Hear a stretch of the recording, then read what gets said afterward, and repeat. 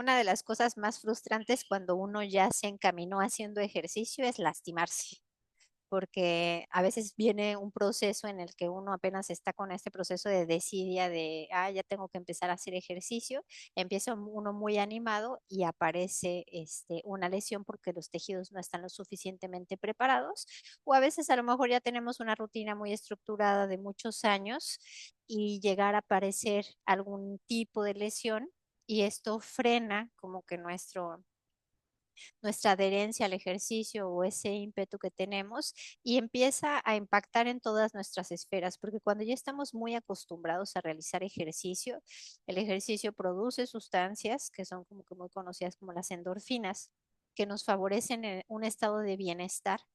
Y cuando uno tiene que parar por completo, se empieza hasta a sentir peor, como desanimado, ansioso, con mayor cantidad de estrés, incluso puede llegar a cursar por estados de depresión por tener que suspender el ejercicio. Entonces, algo bien importante que vamos a ver ahorita es por qué hay que seguir entrenando a pesar de tener una lesión, obviamente con cuidado y respetando el área lesionada, y cómo hacerlo para que favorezca este proceso de regeneración y de recuperación de nuestros tejidos.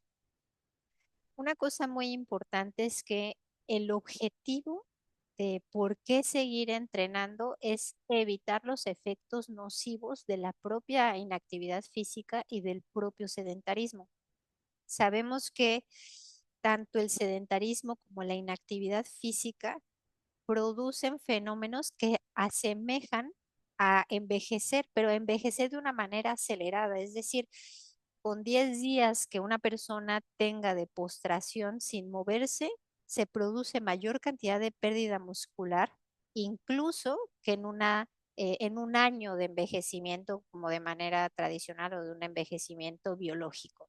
Entonces, es muy importante que aunque cursemos por alguna lesión, tratemos de mantenernos lo más activo posible para no tener los efectos deleterios del sedentarismo y de la inactividad física, que no solamente se traducen en este deterioro que decíamos hace un rato del estado de bienestar, sino como también se ha demostrado que el tener que permanecer inmóvil empieza a generar resistencia a la insulina y esto puede desencadenar que la persona ya comience con alteraciones metabólicas o que si vive con diabetes se empiece a descontrolar los niveles de glucosa o si vive con hipertensión también que se empiece a elevar la presión simplemente por estar con mayor tiempo de postración.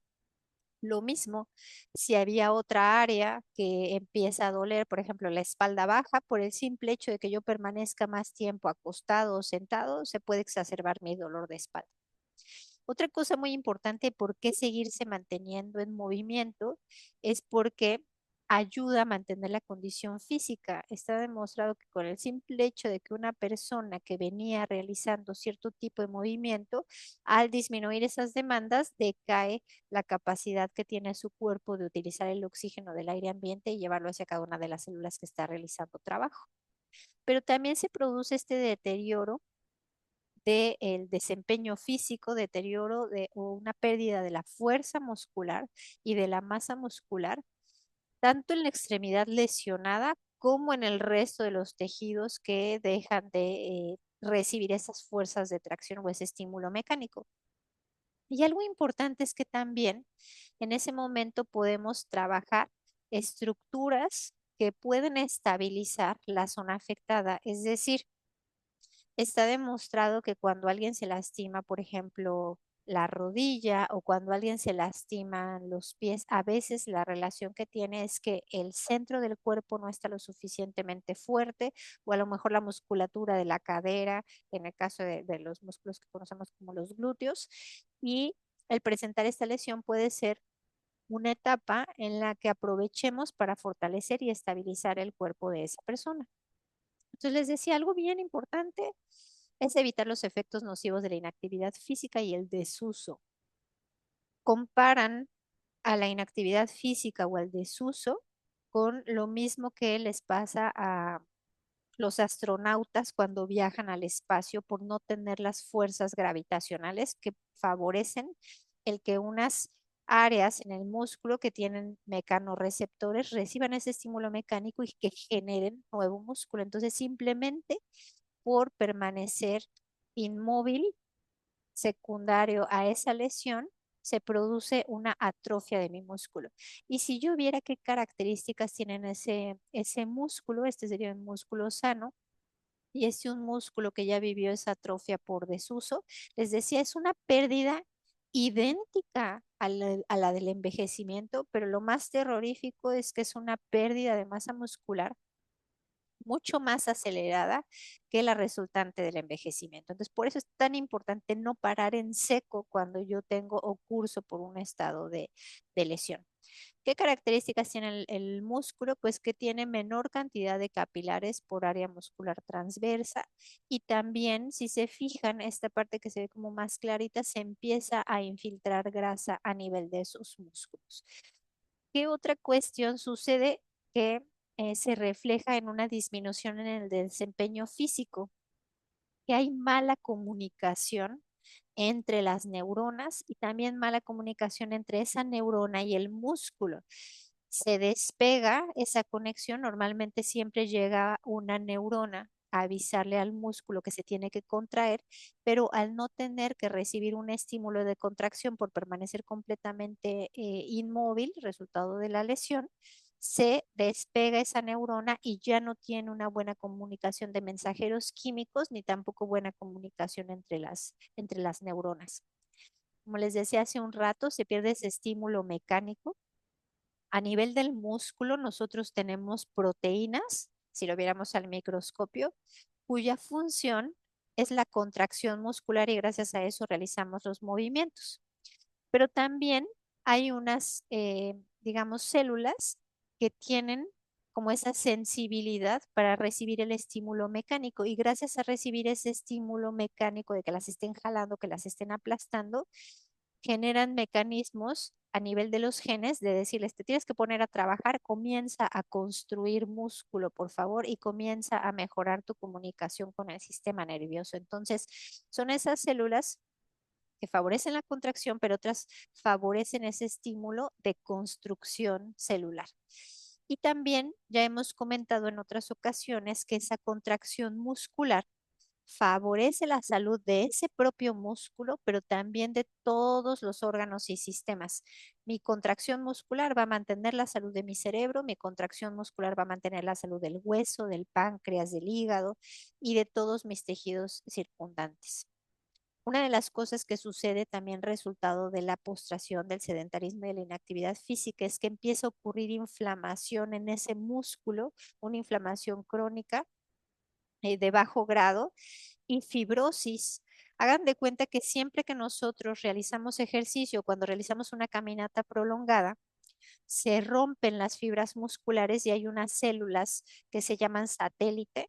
Y esas células satélite están a la expectativa de llegar y reparar ese tejido que se lesionó resultado del ejercicio. Pero cuando uno pasa por procesos de postración o de inactividad secundario a una lesión, esas células satélite están como adormiladas y no llegan a reparar el tejido que estuvo expuesto al estímulo del ejercicio para construir un tejido nuevo. También les decía que ocurre una infiltración grasa y una fibrosis. Este cambio en la salud de ese músculo se observa mucho en personas que viven con diabetes y en personas que viven con obesidad, que el músculo en lugar de ser lo suficientemente elástico y con características bonitas de contracción, se le empieza a acumular grasa alrededor del músculo e infiltrado dentro del músculo y eso no permite que tenga una adecuada contracción muscular. Asimismo, se cambian el tipo de fibras que nosotros tenemos. Nosotros tenemos unas fibras que nos permiten aguantar largas caminatas y unas fibras que nos permiten hacer movimientos rápidos y explosivos. Cuando nosotros pasamos demasiado tiempo postrados, esas fibras que normalmente nos permitían esfuerzos de larga duración se cambian hacia las de corta duración y eso hace que tolerar esfuerzos que tengan una duración mayor se vea limitado por nuestro cuerpo.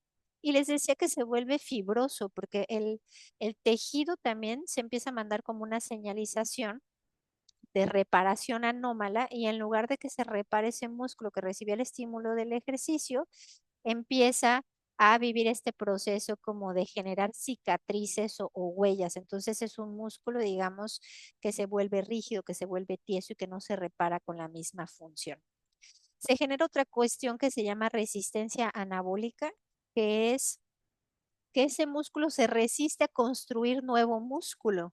Así como existe la parte de la resistencia a la insulina, aquí también es como si estuviera recibiendo el estímulo y no tiene ganas de trabajar o no tiene ganas de construir músculo. Y se incrementa el proceso de degradación del músculo o de destrucción. Ya les he compartido en otras ocasiones que existe un equilibrio como una balanza entre lo que se construye y lo que se degrada. Cuando nosotros permanecemos inactivos de, híjole, no, ya me lastimé y el doctor me dijo que debo de reposar y yo dejo mi pierna elevado, dejo sin mover mi pierna, este proceso de degradación le gana a la síntesis. Y también ocurre una cosa que se llama el estrés oxidativo, que es que se producen mayor cantidad de sustancias asociadas a lo que utilizan las células para funcionar y estas sustancias favorecen el envejecimiento o aceleran el envejecimiento y se altera el sitio en donde normalmente se realiza la forma de cómo se alimentan nuestras células, que es a través de la respiración celular. ¿A qué velocidad se pierden las adaptaciones al entrenamiento? Y esto lo han investigado diferentes autores, pero aquí como que se conglomeró.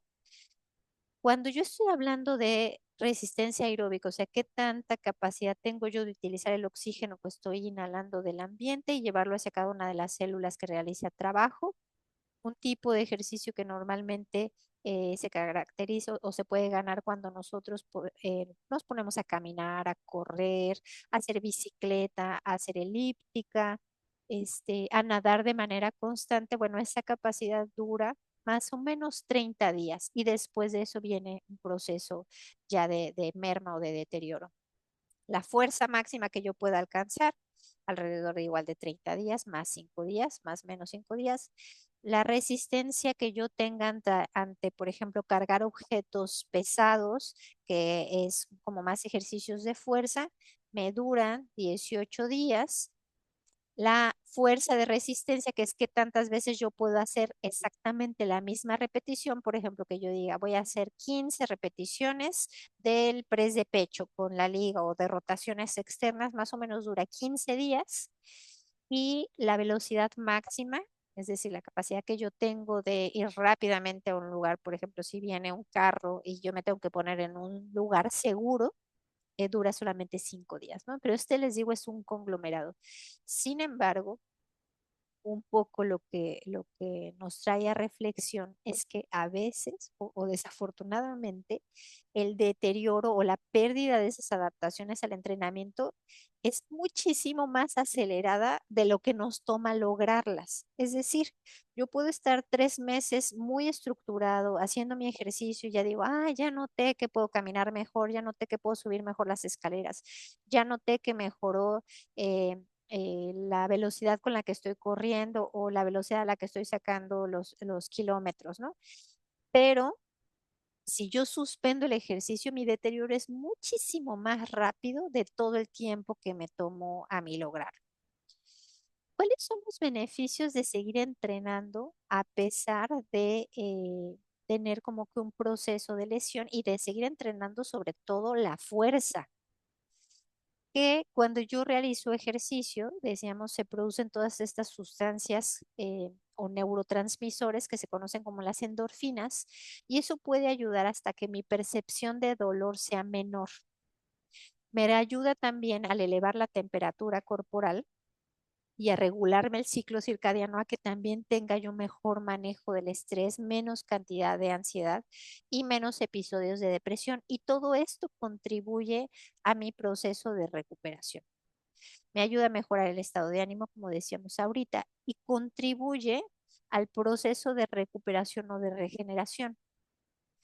En otra plática hemos visto al ejercicio como medicina regenerativa y de hecho ha llegado a tal impacto que han tratado de encontrar todas las vías por las que el ejercicio promueve la regeneración de tejidos y están buscando fármacos o medicamentos que igualen los beneficios del ejercicio. ¿Por qué? Porque la verdad es que es una maravilla. Nuestro cuerpo a través del movimiento se regenera a sí mismo. Entonces, se regenera con una dinámica de señalizaciones como de mensajeros químicos y de mensajeros hormonales que nos dicen, ¿sabes qué? Se está moviendo, necesita en este momento que te pongas a trabajar y que sintetices músculo y que sintetices hueso y que sintetices cartílago y que sintetices el tejido estructural para mantener la salud de un tendón, por ejemplo. Entonces, esto es bien importante porque por mucho tiempo se creyó que para que una persona pudiera preservar la salud de sus tejidos, por ejemplo, cuando el cartílago articular está deteriorado, lo que más le convenía era estar tranquilo, postrado y que no siguiera acelerando su proceso de degeneración de su cartílago. Y actualmente se está viendo, y les digo, y mucho también viene de la medicina aeroespacial, que los astronautas cuando viajan al espacio, si no realizan ejercicio y ellos tienen que realizar ejercicio durante 2 horas y media para contrarrestar los efectos nocivos de el no estar con condiciones gravitatorias. Entonces, se ha visto que pueden llegar a presentar lesiones incluso de los tendones, cuando en realidad esto se creía que era más bien secundario a lesiones por sobreuso, pero ahorita se sabe que son lesiones por desuso. Entonces, pasa lo mismo con el cartílago articular. Al cartílago articular, para que se pueda alimentar, es como si fuera una tela que yo empiezo a mojar como a goteo o con chorritos y que poco a poco se va alimentando o se va mojando hacia abajo mi tela. Así pasa con el cartílago articular. El cartílago articular no tiene vasos sanguíneos, entonces se alimenta del líquido sinovial. Y ese líquido sinovial, para que pueda llegar a las capas profundas de esa articulación, se alimenta gracias al movimiento. Entonces, cuando yo me estoy moviendo, se evita que se quede como encharcado o hecho nata o una sustancia como espesa, ese líquido sinovial, y permite que se vaya difundiendo el alimento hacia las capas de cartílago más profundas. Entonces, si yo justo estoy cursando por una lesión y lo que quiero es echar en mano toda esa maquinaria, pues claro que me va a servir. ¿Por qué? Porque voy a tener mi tejido más oxigenado y un tejido que está más oxigenado puede regenerarse de mejor manera, mejor nutrido, esas células van a subsistir y ese movimiento promueve o activa la maquinaria necesaria para la regeneración. Si se necesita músculo por acá, si se necesita cartílago nuevo, si se necesita hueso nuevo y por tanto eso va a permitir que mi proceso de recuperación sea más rápido. Bien importante, y se los hemos compartido, el entrenamiento alrededor de la lesión.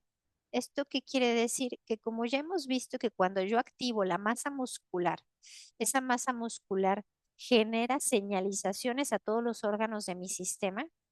Si yo me encuentro, a lo mejor me operaron mi hombro y me operaron mi hombro, pero yo sigo entrenando mis piernas y sigo entrenando mi centro de cuerpo y sigo entrenando mis pies, yo voy a favorecer a través de toda esa señalización de mensajeros químicos y de toda esa respuesta de todo mi cuerpo a que se recupere mi hombro de manera indirecta y así voy a preservar mi estado de salud y mi funcionalidad y mi movilidad con el resto de las estructuras.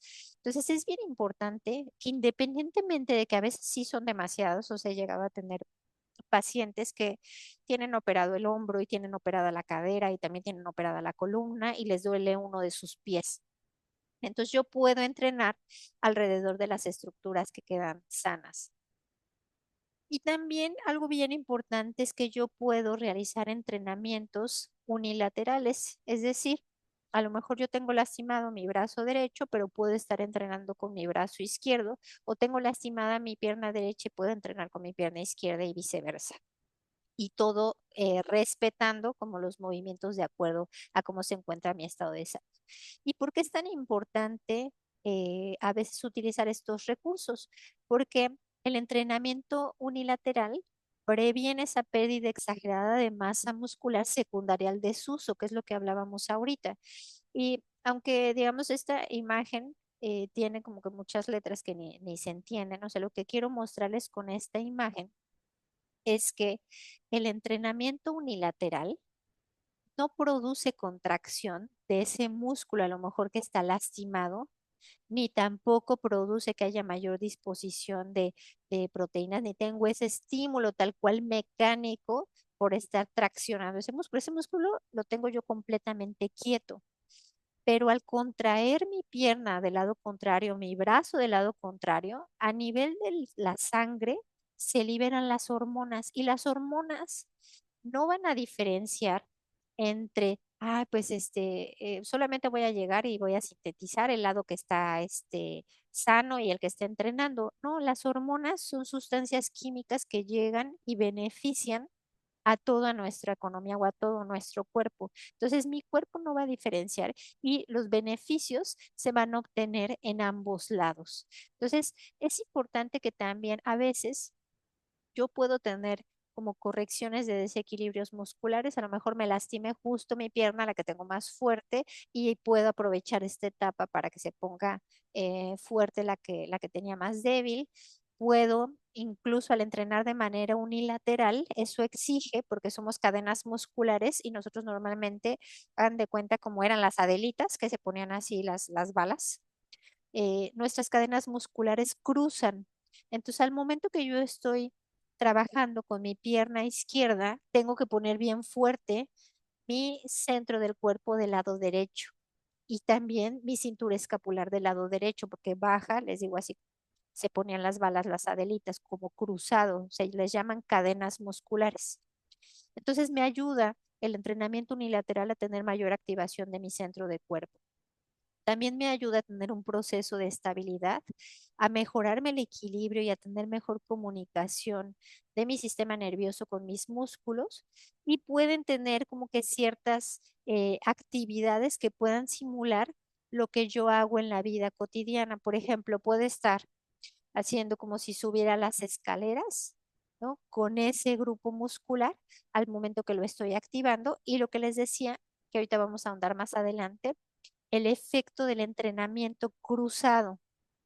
Entonces, el entrenamiento unilateral, uno diría, ay, pero ¿a poco sí va a servir de algo? Fíjense que lo han estudiado y lo han estudiado muy a fondo. Por ejemplo, la ganancia total de entrenar nada más un lado de la extremidad fue de 11,9%, o sea, mejoró en un 11%, casi 12%, la fuerza de la extremidad que no estuvo entrenando, que no estuvo haciendo ejercicio de fuerza.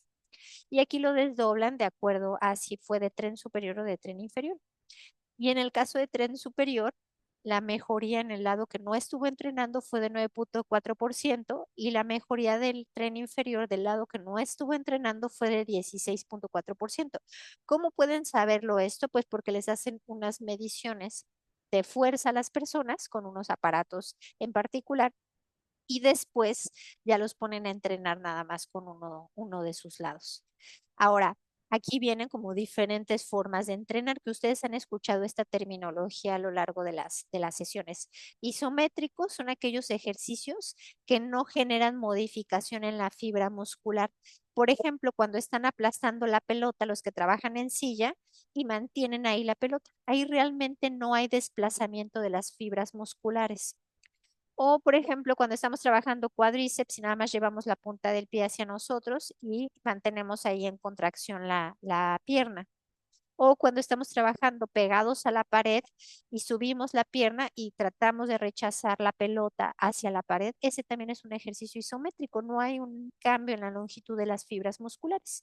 Y esta modalidad de entrenamiento generó un beneficio en el lado que no estuvo entrenando de 8,2%. Cuando la contracción fue concéntrica, que es cuando se acortan las fibras musculares, hubo una mejoría en el 11,3%. Y cuando la contracción es excéntrica, que es cuando se alargan las fibras musculares, que normalmente yo, por ejemplo, en pantorrilla, cuando despegamos taloncitos, les digo, cuando vamos hacia arriba, esa es una contracción concéntrica porque la pantorrilla o el gemelo se está acortando. Y cuando vamos hacia abajo, desacelerando para evitar que dejemos caer los talones fuertes, esa es una contracción excéntrica. Entonces, las contracciones excéntricas lo mejoraron en un 17,7%. Y cuando se hicieron ambas fases del movimiento en un 15,9%, casi 16%. ¿Qué otros beneficios tiene el entrenar nada más de un solo lado? hay un principio que se llama los mecanismos del entrenamiento cruzado. Y esto es bien interesante porque se relaciona un poco también con una plática que ya habíamos tenido de la imaginería motora, de la importancia que tiene la activación a nivel cerebral para que se puedan activar los músculos específicos al realizar cierto movimiento. Entonces resulta que cuando nosotros trabajamos nada más de un solo lado, en el cerebro empiezan a ocurrir cambios que benefician la activación no solamente a nivel de esas ganancias en fuerza muscular, sino también en la activación a nivel cerebral de ese sitio que se necesita para realizar ese movimiento. Entonces, yo trabajo nada más solo de mis lados, uno solo de mis lados y que les había platicado que esto se utiliza, por ejemplo, en las personas que les dio un evento vascular cerebral, las personas que tuvieron una embolia y que ya no pueden mover bien uno de sus lados del cuerpo, se empieza a entrenar el sano, y eso va mejorando por este entrenamiento cruzado el lado que tiene la hemiplegia y lo hace a través de diferentes cosas. Uno es que aumenta la excitabilidad, es decir, la comunicación de esas neuronas a nivel del cerebro, en el área cortical, y también hay reorganización cortical y se favorece la plasticidad neuronal, es decir, esa cantidad de redes neuronales que hay por esa parte cerebral. Se mejora la conexión entre los hemisferios. Acuérdense que nosotros aquí en a nivel del cerebro es como si estuviéramos partidos a la mitad y tenemos el hemisferio derecho y el hemisferio izquierdo, y se mejora la comunicación entre ambos hemisferios. Y también dicen que hay otra teoría, que hay como una especie de desbordamiento, no solamente que hay un comportamiento cruzado, sino como si esas células entre ellas se transmitieran la información. También se mejora a través del entrenamiento unilateral y con este principio de transferencia cruzada la comunicación entre los músculos, es decir, que mi músculo que normalmente me ayuda a ir hacia adelante tenga mejor comunicación con mi músculo que normalmente me desacelera. Por ejemplo, cuando nosotros vamos caminando de bajada, nuestro músculo, el cuádriceps, va haciendo un movimiento excéntrico, de hecho va frenando. ¿Para qué? Para que no nos vayamos de boca. Y los isquiotibiales van haciendo un movimiento concéntrico. Entonces, uno va en excéntrico y el otro va en concéntrico. Esa comunicación entre qué músculo se tiene que encender y cuándo se debe de hacer también se mejora con este principio de transferencia cruzada. Y también hay una reducción en la inhibición interhemisférica. Es decir, cuando nuestro cerebro funciona bien, cuando nosotros no tenemos ninguna patología, normalmente cuando hacemos actividades con el lado derecho está predominantemente encendido del lado izquierdo, y cuando hacemos actividades con el lado izquierdo está encendido predominantemente del lado derecho. Pero cuando comenzamos a hacer este entrenamiento unilateral empieza a haber esa inhibición, como para, tú también enciéndete, no importa que no estés trabajando, también te puedes encender en este momento. Y hay también una transferencia de ese aprendizaje motriz a través de diferentes gestos. ¿Cuáles son esos beneficios de ese entrenamiento cruzado? Pues mantiene la fuerza y la masa muscular, acelera los procesos de rehabilitación. No por nada, alguien que antes de someterse a alguna cirugía, cuando realiza un proceso de prehabilitación, o sea, de llegar en mejores condiciones a ese día, le va mucho mejor porque su tejido está en mejor características, pero cuando ya vivió el proceso de cirugía y empieza una fase de rehabilitación, se recuperan muchísimo más rápido las personas que se apegan a su prescripción. También ayuda en la mejora de la función, tiene beneficios psicológicos, como lo veíamos, potencia la extremidad no lesionada, aumenta también la resistencia muscular o esa tolerancia a la fatiga, y puede prevenir también lesiones secundarias o lesiones compensatorias. Y aquí me voy a detener tantito porque ya se los he compartido algunos, pero a veces duelen más las compensaciones que realiza mi cuerpo que mi lesión original. Es decir, a lo mejor yo me lastimé, me esguincé el tobillo, y después, como ya sé que me duele el tobillo, empiezo a caminar diferente y camino con el pie más rígido, y entonces ya en lugar de hacer el choque de talón, estoy pasando la pierna completa, haciendo un giro de cadera para tratar de seguir caminando, y todas esas compensaciones que yo digo, ay, ya tengo que caminar con la rodilla así completamente extendida para que no me duele el tobillo, van generando la aparición de otras lesiones o de otro tipo de sobrecargas musculares, que al final de cuentas a veces eso termina doliendo más que la lesión original. Entonces, este entrenamiento también me ayuda a la prevención de esas lesiones secundarias y a compensaciones. ¿Qué otra cosa también puedo yo hacer al momento de que viví un proceso de lesión? Pues trabajar las estructuras de soporte a la estructura lesionada. Por ejemplo, si ya se sabe que es muy común que las personas que se lastiman las rodillas tienen debilidad de su centro de cuerpo y que tienen debilidad a veces también de la parte glútea, pues puedo aprovechar para hacer ejercicios que estén más enfocados a esta área y que eso permita rehabilitar y que no se presente una lesión subsecuente. Obviamente, pues, ¿cuál es la labor de nosotros como de medicina del deporte?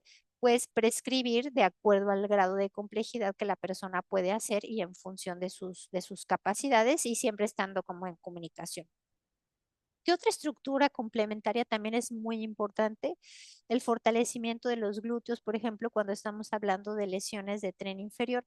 ¿Por qué? Porque forman parte también de ese corset de masa muscular que ayuda a estabilizar al cuerpo y que permite la transmisión de energía. Entonces, si se fijan en estas imágenes, muchos de estos ejercicios los realizan ya sean sentados en la silla y abriendo el compás, haciendo el traslado de la cadera, o de pie sin ninguna especie de soporte, haciendo pasitos laterales o en el piso, haciendo puentes o puentes unilaterales, o con la liga sujetándose de la silla y a lo mejor abriendo la pierna hacia un lado o abriendo la pierna hacia el otro lado, o sin la misma liga y solamente cargando el propio peso de mi pierna, ya estoy realizando ese trabajo. ¿Qué otra estructura también cuando hablamos de las piernas es súper importante fortalecerla y tener un rango de movimiento adecuado? Lo que le decimos el tríceps sural, que es los gemelos, el gemelo de adentro, el gemelo de afuera, o gemelo medial, el gemelo lateral, el sóleo. Y en esto es bien importante trabajar ejercicios que mejoren la movilidad, porque les digo, cuando nos pasa algo en las piernas, normalmente tienden la musculatura a ser como que muy solidaria y a contracturarse toda y después ya nuestra movilidad se ve afectada. Entonces tengo yo que seguir manteniendo la movilidad. Me inmovilizan porque me ponen un yeso, bueno, sigo yo moviendo los deditos, ¿no? Puedo yo fortalecer moviendo la cadera, puedo estar fortaleciendo mi otra pierna como si no me hubiera pasado absolutamente nada. Y lo mismo cuando hablamos de la parte de arriba. Y bueno, ya para terminar esta. em, Les decía al inicio, si bien cuando nos lesionamos puede llegar a ser muy frustrante y decir, ay, no, voy a perder todo lo que gané. Y ya vimos la velocidad con la que se pierde muy rápida. En 2 semanas yo puedo desacondicionarme muy rápido y tener esta desconexión a nivel del sistema nervioso. Y si yo a eso lo asocio con el proceso de inactividad, pues voy a perder masa muscular. Y si me pusieron un inmovilizador, hasta al momento que me lo quiten, si yo no me estuve moviendo, voy a observar cómo mi brazo está muchísimo más delgado o mi pierna o lo que sea que me hayan inmovilizado. Entonces, probablemente este periodo pueda llegar a ser muy frustrante, pero ya vimos cómo podemos contrarrestarlo manteniéndonos en movimiento y evitando lo básico, evitando las conductas sedentarias, tratando de mantenernos activos en la medida de lo posible. Se puede uno seguir moviendo sentado, seguir moviendo acostado, con ejercicios adaptados y hacer entrenamiento de fuerza alrededor de las estructuras que no están lesionadas y en la pierna contralateral, si es que me lastimé la pierna, y en los hombros o brazos contralaterales, si es que lo que me lastimé fue el tren superior. Pero les digo, independientemente de eso, afortunadamente, si yo ya soy una persona que estoy realizando un ejercicio estructurado, si se pierde algo, afortunadamente existe la memoria muscular. Y esto se ha demostrado que las personas que realizan ejercicio estructurado y después dejan de hacerlo, sí se queda a nivel de esas estructuras celulares la memoria de que esa persona ya ha hecho ejercicio y entonces al momento que retoma su entrenamiento, las ganancias ocurren de una manera mucho más acelerada y se puede revertir todo este proceso de desacondicionamiento siempre y cuando pues yo me apegue a mi proceso de rehabilitación. Que me paro la grabación y ahorita abro para por si quieren comentar.